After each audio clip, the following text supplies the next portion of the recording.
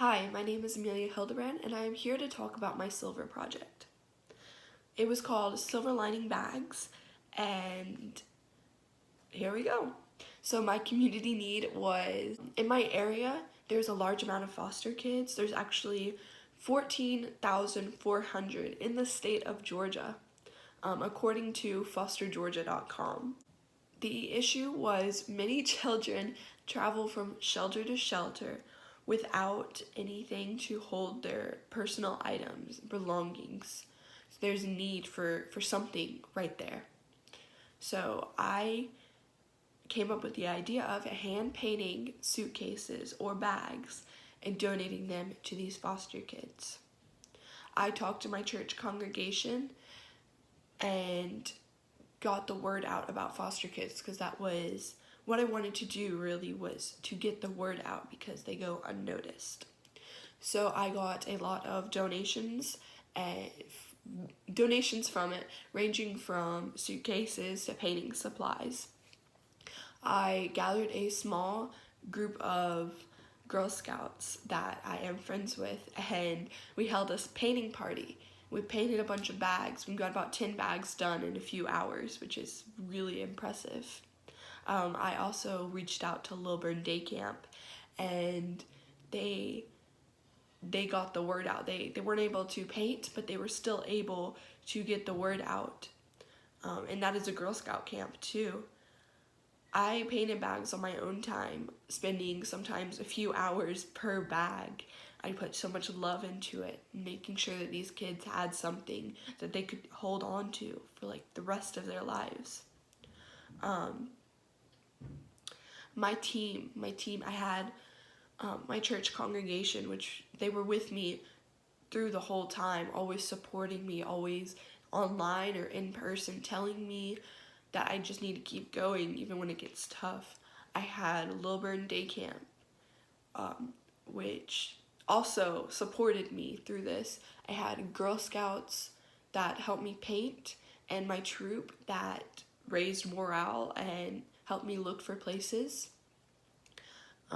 And my mom, or troop leader, she was always there. She was helping me, and she was there to raise morale too. So sustainability.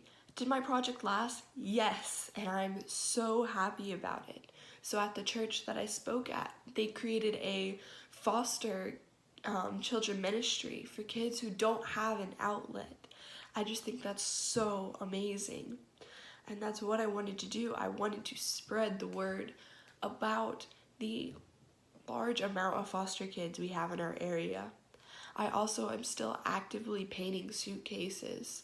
A few examples. So this is just a simple design. It is a kind of a tie-dye peace sign and then like silver, a pattern over it. And this was started by someone else and finished by me. And this one, which we're still working on, it's got an ombre. I think I'm gonna put a rose on it, and it'll go off to another kid. I have several more. I have lots to finish, and I have lots to do.